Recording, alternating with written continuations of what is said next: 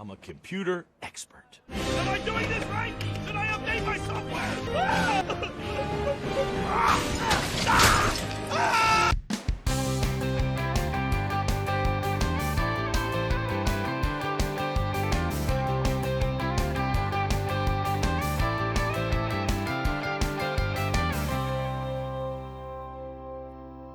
Hi everyone, I'm the Broken Meeple. Win or lose, I'm going to be honest with you. This is a review for Deckers. I was intrigued to try this one. I've heard a few people talk highly of it, even though their last game from Deep Print Games was Civolution.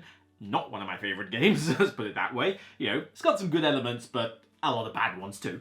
But this one I was intrigued by. A kind of pseudo deck builder, although it's, you know, loosely based on that, but mostly a puzzle. Solo or co-op puzzle with hackers going into a server, trying to meet these objectives, placing programs that have different abilities in the map, and sort of moving and juggling them around in order to solve the puzzle, as were. And it's like, okay, you know, in a small box, something that I can play solo or co-op. You know, the game doesn't change a great deal other than just utilizing more characters, but characters with different abilities, you know, nice artwork, you know, some tactical play, a little bit of strategy. It's like, you know what, I'm intrigued. So this one didn't get a lot of wide distribution in the UK after Essen.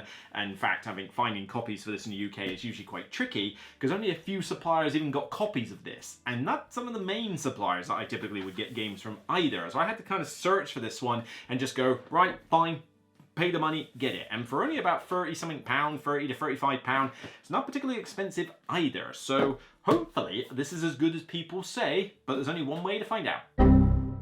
So in Deckers, you are going up against an enemy mainframe. You will choose a Decker from one of several double-sided player abilities and go up against a specific mainframe with varying different levels of difficulty. And you can even augment this further with a couple of side cards as well. We'll get onto that later. But the main thing is that you have a server. This is a random layout, and you are basically littering this server with various different programs. These programs, based on their color, have different functions. Move stuff around the board, get you around the board with your avatar quicker, infect other programs, duplicate other programs, and the like. However, the enemy mainframe is popping out defenses against you. So these little tokens, these big eyeballs effectively, are, you know, trying to muscle in on your parade, and if they get too close together, they'll start forming these square tiles, guardians, which make your life very unpleasant if they get on the table. You're trying to mitigate their amount of defenses while trying to meet the criteria of several objectives. You will select a gold, silver, and bronze one before the game starts, and the game typically lasts for about 3 to 5 rounds. The idea is that you must get to the gold objective and complete that. The silver and the bronze ones are optional. If you complete them, you'll either mitigate some bad stuff that will happen to you, or you'll get a bonus for doing them, but the bronze and silver is not mandatory. The gold one is. This one you must do in order to win the game, and if you can't do it by the time you meet one of the various losing conditions, like too many programs on, too many defenses on the board, you know, too many guardians and all this stuff, then you'll lose the game automatically. You must complete this gold objective, end of story. That is your puzzle. But the way it works is that you have this personal little deck of cards, and you will never have more or less cards than what's in this deck, about 15 cards. They're tailored to each hacker slightly, and they come with 5 types of symbols on them. There's a wild purple, and then one for each of the different colors of programs. The idea is that the actions that you do in this game, whether it's moving your avatar or pushing programs around or infecting enemy defenses and the like, require you to play cards with the various symbols on it. And the strength of the action will be based on how many of those symbols you can play from one or more cards. There will be more cards that you can upgrade from in this massive deck here, but every time you buy one of these, which again requires you to spend some cards in order to do so, whichever card you buy will effectively replace one of the ones you used to spend it. So you're never going to have more or less cards than what you started the game with. These have varying different effects, and of course you won't see anywhere close to this many in each game, so you are basically making use of what is available. And that's kind of the main way the game goes about. You know, these programs have different functions. The blue ones, if you put them in a big group, you're able to basically move your avatar across the server very rapidly. The green ones allow you to push other programs and any enemy defenses out of particular zones. So like, I need this program out of here now, right, poof, push it over. And it also can allow you to potentially ghost, which is basically, normally you have to do things based on where your avatar is. Well, the green kind of lets you do it from somewhere else. The reds basically let you try and take down enemy defenses by force. That is the brute force way. This is done with dice rolling. We'll get onto that a bit later, you know, these dice here particularly. The yellow ones allow you to augment enemy programs, so the enemy defenses come along, your yellows come along, and it's like, you know what, your program just suddenly became a blue one. Happy days. You know, you get something and they lose something. And then finally, am I missing a color? The purples are kind of like a wild. They count as a wild symbol, but one of the types of hackers utilizes purple in more detail, but that's kind of more like the advanced ones. You know, the basic ones are typically green, yellow, red, and blue, and you've got 2 of each, so a decent amount of variety there. But that's basically the game. You will perform actions by spending the cards until you get to a point where you haven't got enough to do anything and you effectively pass. You're trying to fulfill, ideally, the silver and the bronze objectives, but at the end of the day, you must complete the gold one. That is your puzzle. You know what it is ahead of time, so you can prepare for it as the game goes forward while fighting off everything that the mainframe is doing against you to make life difficult. And of course, meet the condition, win. If you don't, and meet one of the other losing conditions, well then tough. So, starting with some positives, not a bad production, I gotta say, for around that £30 mark. And one thing I particularly like is, even though the box size is a little bit weird for storing on a Kallax shelf, I love the fact that they embrace tuck boxes. I have spoken about this many a time when doing Weird City Game stuff. Tuck boxes, if you make good quality tuck boxes, you know, you can actually do some good storage here. And all of these tuck boxes for the different cards, for the little tokens, you know, you've got proper nice little lid here for those to go on. The only tuck box that's a bit weak sauce is this one, which is a bit on the sort of like weird side. You just kind of shove everything in here that you couldn't shove into anything else, and it just makes it a bit of a pile. The big cards have to go in here and sometimes it won't fully close, but you know, that's a minor thing. You know, you basically have to play a bit more of a Tetris game with that one. But, you know, having a little tuck box for the individual player decks and the objectives, it's just a very nice package. And I can't showcase it right now, but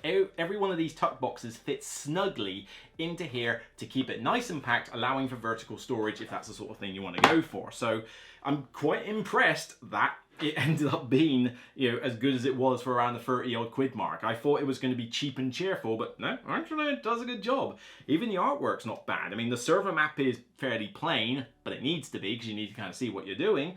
But I like the artwork that's used on the hackers themselves. I like the artwork that's used on the cards. I mean, it's just typical mainframe, cyberpunky, netrunner, you know, rubbish. You know, it's like, whatever, it doesn't mean anything weird. I mean, like, neural splash, it's got a hand with some rays coming out of it.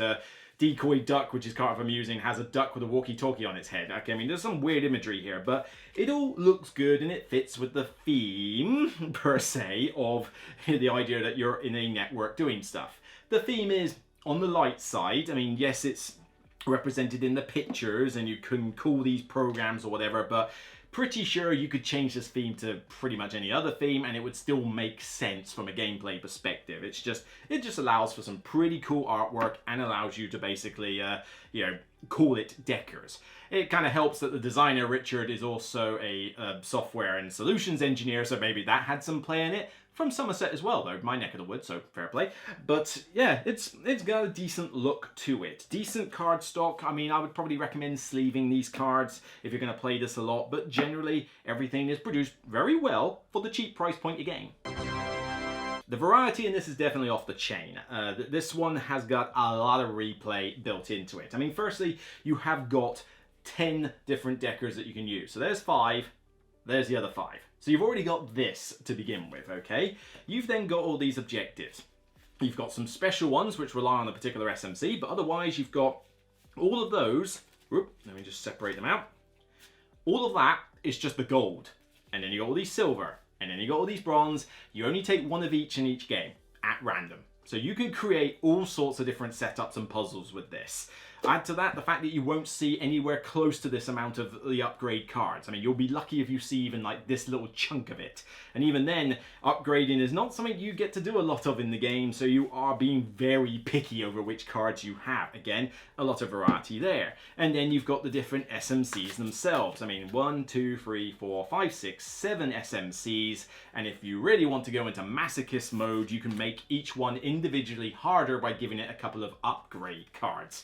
So yeah, there's no shortage of content in here for the money you're getting. If it turns out to be a game that you really like, you're going to be set for life pretty much. The problem is choice. In terms of learning the game and the rules, this is kind of a mixture of good and bad. I would say more pros than cons though, because in terms of the rulebook quality, it's a decent rulebook. You know, there is a lot of information packed into here. It is about 27 odd pages worth of information, so it's not the shortest rulebook in the world, but it does explain some of the more complex stuff in this game fairly well.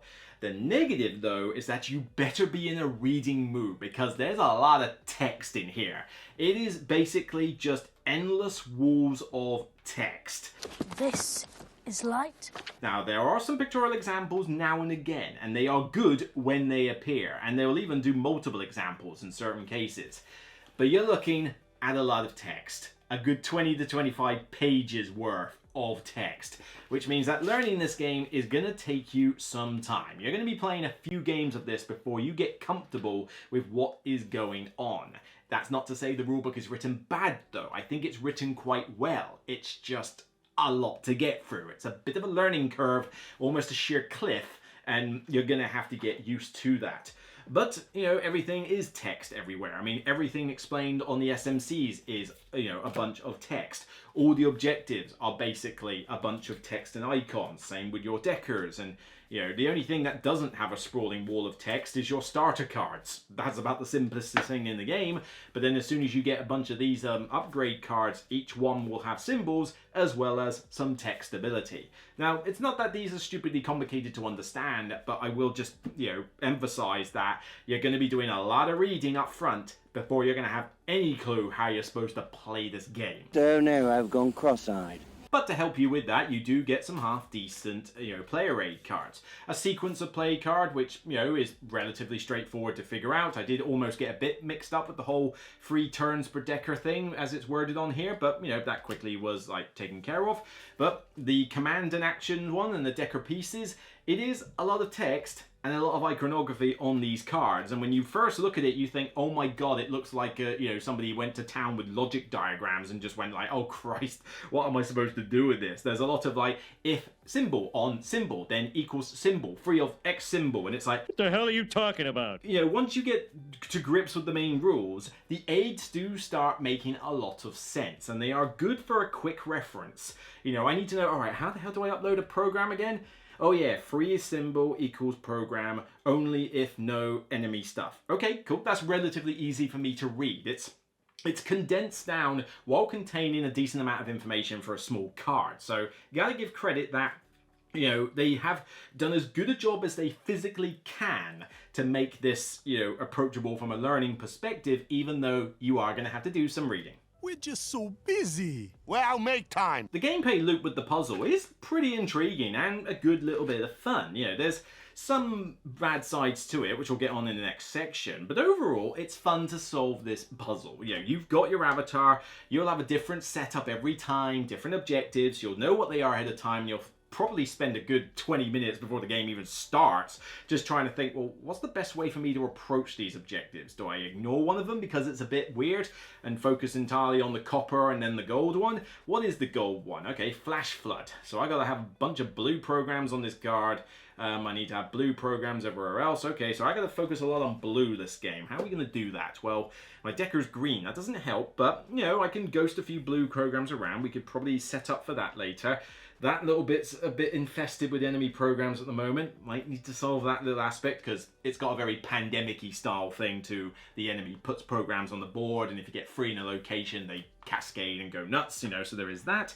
But, you can spend a decent amount of time before you've even played your first card figuring out what the hell you're going to do. But then as you go through the game, there is a decent amount of strategy involved in trying to figure out the best way to do the puzzle, but also some tactical elements, because you're only going to draw 5 cards for a round, so you've only got so much to work with, and, the upgrade cards that come out each time, you'll refresh them after a round is done, and then you'll get a few more, and it's like, ooh, maybe I could use the Pied Piper here. Relocate a program from anywhere on the network directly to my space. Well, it would allow me to get that program from here to here, which I could do with. Maybe it's worth upgrading. But if I do that first, then I got to think, well, now I've got to play the program and also get that one over here, so that's fine. And we need rest. The spirit is willing, but the flesh is spongy and bruised. God blimey, this one will burn your brain cells inside out. It will really do a number on you, trying to figure out how to do some of these puzzles, especially when you like try some of the harder difficulty levels on here. I mean, well, we'll touch on it a bit more in the negative section, but yeah, if you want a challenge, this one will give it to you. But yeah, it's a cool puzzle, and you will get a decent amount of fulfillment from this. If you want something challenging, if you want something that's really going to be like testing your brain cells, then once you've got past that initial learning curve, you're in with a decent treat. There's a lot of fulfilling turns where, sometimes you're not doing as much, but then you perform some cool combo that lets you get out of a bad situation or fulfill an objective, check what's on the other side. Okay, that reward's pretty sweet. I think I can deal with that. And just trying to find the best use of how to mess around with these deckers is a good sign. I mean, I have not tried all 10 of them, but I've tried a few here. I certainly do find, I think, Tilda Sweet to be one of my favorites, because I find the yellow programs to be quite powerful in this game. Oshinoro's not bad, because anything that allows you to infect other programs easier is certainly a good thing. Some of them are a bit harder to use though. I mean, the purple one is definitely the advanced decker, so do not use them to begin with.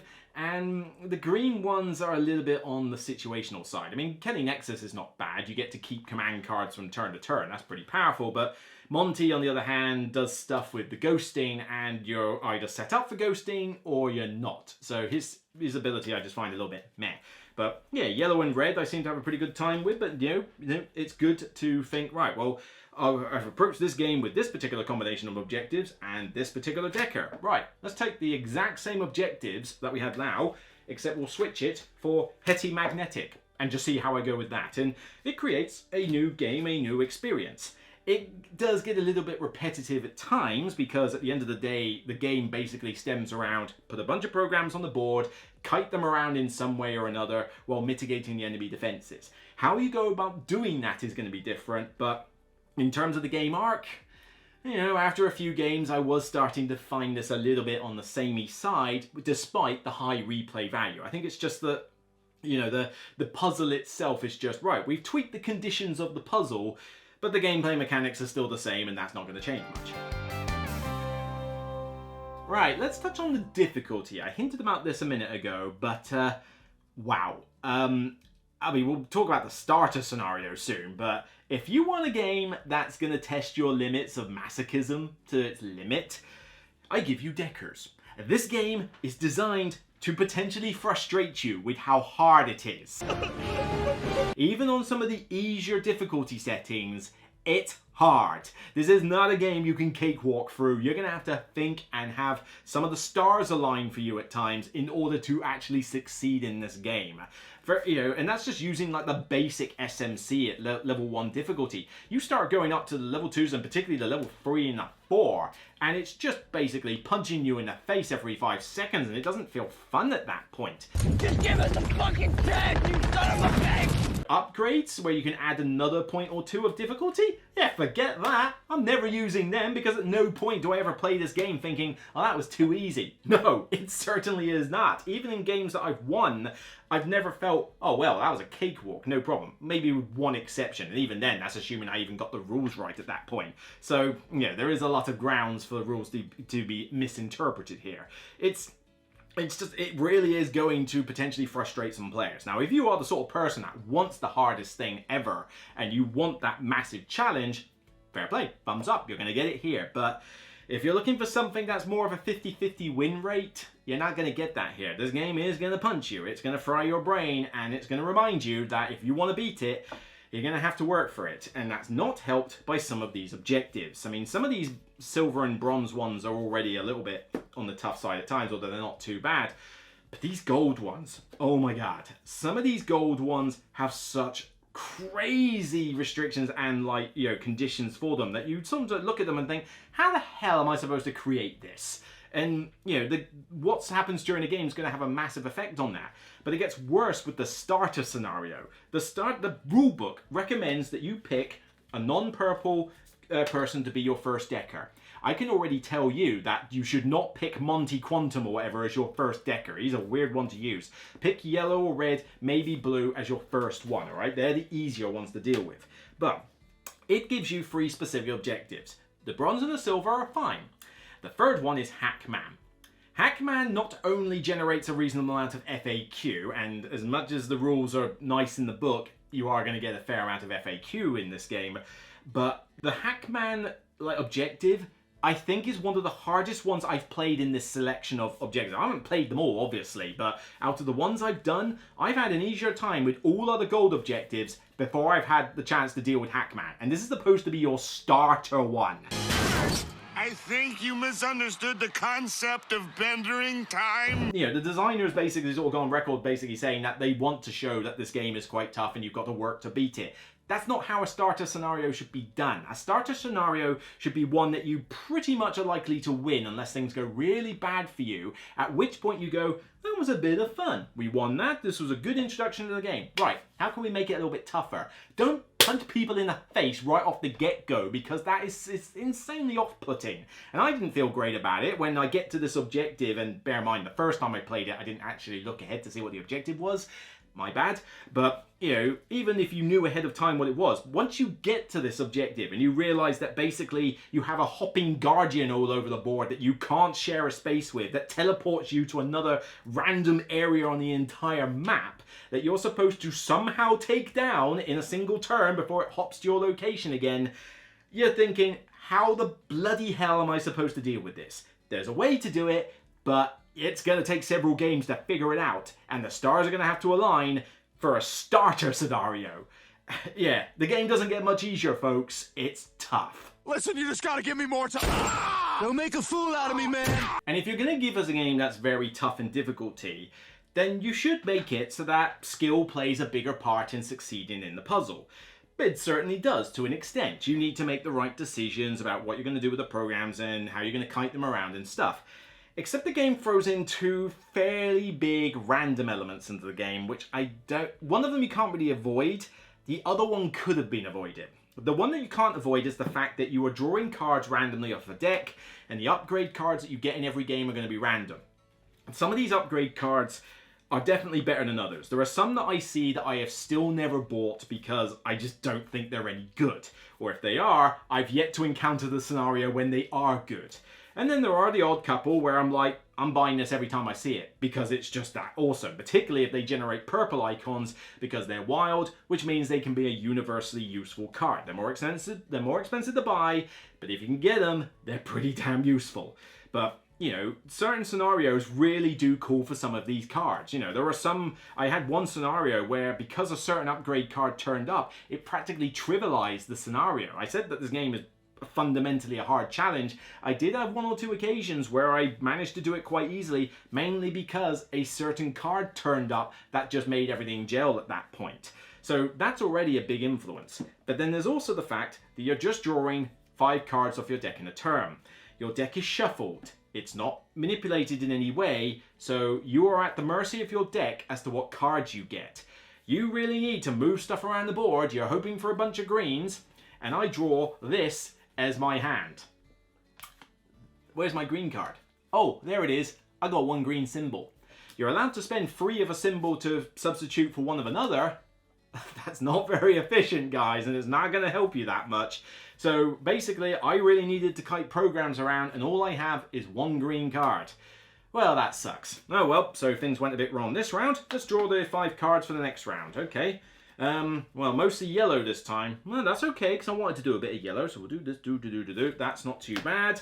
Could really use... Oh, wait, there's the rest of my greens now. I don't need them now. It's the timing of when cards come out of your deck, particularly any upgraded ones that you've done. Yes, when you buy an upgrade, it goes into your hand straight away, but you won't always be able to utilize that card straight away once you buy it, so it may be a while before you get any decent effect out of it. And honestly, upgrading cards is really just something you want to do in round 1.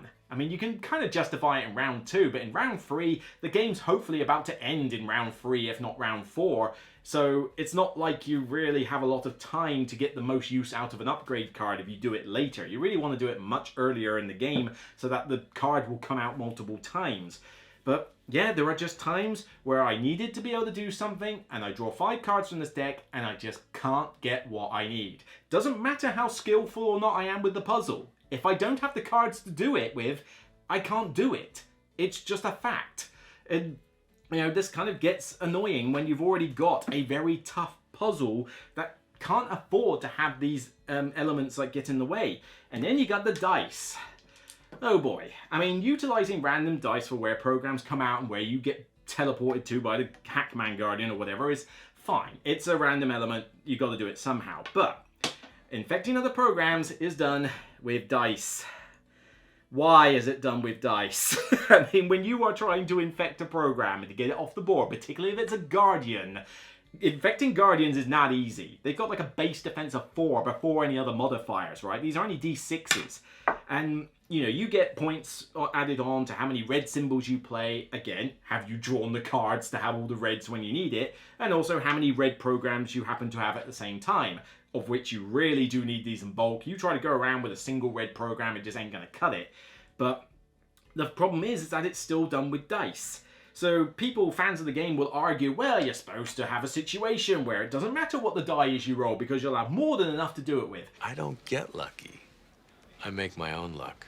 Good luck with that. When the game was already throwing a ton at you, you think you've got all the time in the world to make a bucket load of red programs and have them in the right location and have the cards at the same time you want to use it. You think the stars are going to align and Cthulhu is going to rise out of his frickin' grave in order to make this a thing on a regular basis? No, it's not. There are times when you just need to get an infect done and you don't have the prime setup. So then you're at the mercy of the dice. And you could have a situation where you've set it up so that, yeah, unless I roll particularly badly, I should be able to do this. Well, that sucks. And you lose, and then you basically have forfeited the cards you've played, and everything you did was for nothing. And you'll get a little bit out of it. It's not entirely wasted, but when you're talking about trying to kill a Guardian, you need to succeed. You can't afford to fail. It's bad to fail on this. And it's another aspect added to the drawing of the cards. It's a luck element that you try to mitigate. I get that, but you won't very regularly be able to create that scenario for yourself. So there are times when you're going to have to rely on the dice, and if I have a game, which I have done, where I get to the end, I've got a gold objective, the bloody Hackman, and I'm like, right, I need to kill this Guardian now. If I don't kill it, I'm screwed. I've got more than a 50% chance of doing this on the dice, 60-70% chance I should still do it, but it's got to happen. Fail, and I lose the entire game. The entire game lost because of a die roll. That's not designed the way I want to see it in a game this punishing and this challenging. That's just annoying. Put the dice away before I take them away. The only other minor little negatives, I mean, I've kind of hinted at this with the upgrades, that you really only want to do these early in the game. I do wish you saw more of these. I know it's good for variety, but you got this big deck here full of unique upgrades. I want to see more upgrade cards in the game. I want to be able to, upgrade most of my deck with new cards. You start off with 15, you'll be lucky if you upgrade 2 or 3 times in the game because you've got to get other stuff done. You don't have time to upgrade a bucket load of cards. Bear in mind, this game goes on for roughly 3 to 5 rounds. Typically, most games you'll do in 3 rounds. Sometimes 4. I've yet to have a game take me 5 rounds. Maybe one of the really hard setups forces you to do 5 rounds, but every game I've played has done 3, if not maybe 4, but never 5. It's never gone to 5.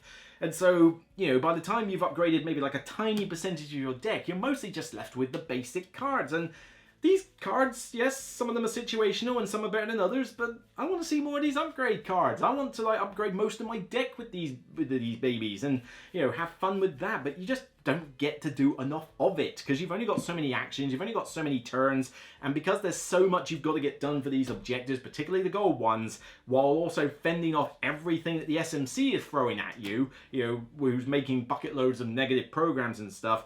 You need to concentrate on that. You don't have time to upgrade, especially as the game is quite restrictive in that a lot of these actions, the main actions of uploading and installing programs, you can't do if there's any enemy tokens there at all. Only if no enemy tokens. They spread a lot. That means there's going to be a lot of times when you wish you could do something, but you can't, because there just happens to be one little eyeball there that's mucking you up and you have no means to get rid of it. It can get a little frustrating. I want to see more of these cool cards and do stuff with them. I want to feel powerful. But even though you can have some turns where you perform some cool, cool effects to, make life a bit better, I never really felt like I had a turn where I felt powerful. It's like I felt like I'm like scrounging up an uphill slope and I'm like, yes, I've grabbed the next handhold. That's good. But I never feel like I'm like just bouncing up and having no problem, and I want that feeling. I want that feeling in the game. I know some people don't. Some people want this to be the hardest thing imaginable. They want to be pure masochists and go to town. Fair play. But, I don't know, it could lighten up a little bit. You kids are soft.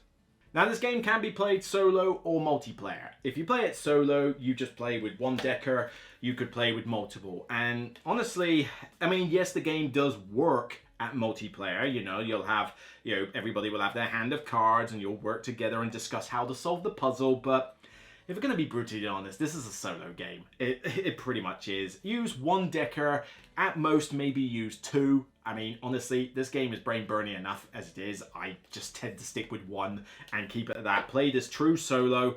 I would play this multiplayer, but if you play this with 3 or 4 players, this game is going to take you until the friggin' end of time to finish. It says 60 to 90 minutes on the box. You are not getting a 4-player game of this done in 90 minutes unless you die early. It ain't happening. There's too much discussion, too much AP potential, too much stuff going on the board for this to be a 90-minute wrap-up in 4 players. And that's definitely not including the teach, which is going to be a fair bit of front-loaded teaching anyway, especially once they grab the, the reference card and have a brain aneurysm looking at it, trying to understand what it means. It's, this is a solo puzzle, and it's not a massive negative. I kind of looked at this and saw the rules and thought, yeah, this is pretty much going to be a solo game, and even though the option to play it with other people is there, so great. If you want to do it that way, perfect. But for me, it's a solo game and might as well stay that way.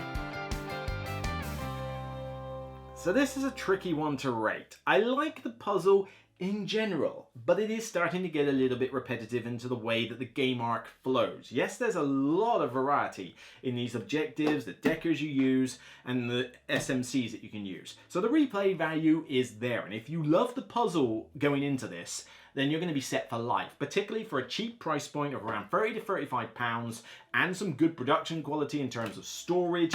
And, I mean, yes, it's just basic cardboard tokens, standees, and some cards, but you know what? It does the job and looks the part for what little theme it has. So, there are good elements here. It's going to provide masochists with a solid challenge. I think the challenge rating is a bit too high for my liking. It doesn't start you off on easy mode and get progressively harder. It starts you off on insane punch you in the face mode and expects you to just deal with it. That's not how you design a starter scenario, in my opinion. But, we can fight to the death on that. I ain't budging. But, I like how it's produced. I like the variety in those. I like the fact that even though the rulebook is a bit of a wall of text, it's written reasonably well. It's just going to be a very steep learning curve. And as much as you can play this with multiplayer, I'm mainly just going to play it solo if I do. But it's intriguing. The game is intriguing. But I don't know if it's one I want to return to as much. And the 2 things that hurt it the most for me are the random elements having such a big swing on your game for something that is really challenging that you've got to think your way through, and the game just throws a bunch of random elements at you that could completely neuter your game in one fell swoop. And it's like, that's annoying. I also would like to be able to do more of this upgrading. You just don't get enough of it done. 15 cards I have in my deck, and if you manage to upgrade 5 of those over the course of the game, you've done pretty damn well at upgrading. You probably suck at everything else though, because you haven't done anywhere near enough on the board. But, with a deck this size, with powers that range from, absolutely insane to not particularly great, there's definitely a bit of an imbalance with these cards. I would have liked to have seen more than just 4 on display at any one time. These should be able to refresh more, but mainly I just wish I could upgrade more and actually get some good use out of them, So most of the time I'm just playing with starter cards, and it doesn't feel that interesting. It's tough. I can respect this game. If people really like it, I completely see why. This is not one of those games where I'm like, how can you like this game? This is garbage, or this is kind of mediocre. Why do you guys not see this? No, I totally see why some people are going to think this is one of their favorite games of the year and why it's going to give them exactly what they want. but you need to know going in, it is a steep learning curve with this 27-page wall of text rulebook and player aid, right? It's going to be tough. The starter scenario is designed to punch you in the face, okay? I recommend you ignore what it says about the starter scenario and just randomize it, because trust me, it'll be easier than the bloody Hackman. You know, and know that this is basically a masochist game where the difficulty setting from the get-go is already set to hard, and it's just going to get harder and harder and harder, and those 2 random elements I mentioned are going to have a profound impact on your game. If you're comfortable with that stuff, then by all means, this is going to be fantastic for you. And I can totally see it. I know people who have said they love this game, and I'm totally down for it. It just hasn't won me over to a great extent. I'm still giving it a pretty credible 6 out of 10 though. It's above average for me.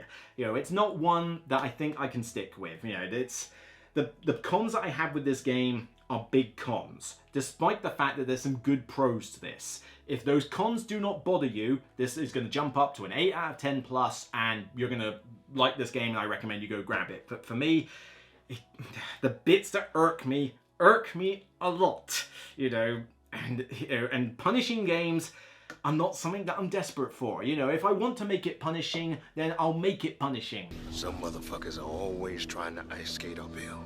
It tried its best to win me over, and I applaud its effort. It just didn't quite work as well, but I totally see why for others it did. So that's it for me on this episode of The Broken Meeple. Then if you like what you see, then please thumb it up wherever you see it online. Let me know your comments down below. I'm sure there's going to be fans of this game saying that I am completely wrong, but then, you know, they need to acknowledge that those flaws I've mentioned are present in the game, and some people are going to be put off by those. You need to make that decision for yourself. But by all means, let's discuss it in an open forum. I'd be interested to hear what you have to say. Until next time, remember, it's only a game, and I'll see you on the next Broken Meeple video. Take care, guys.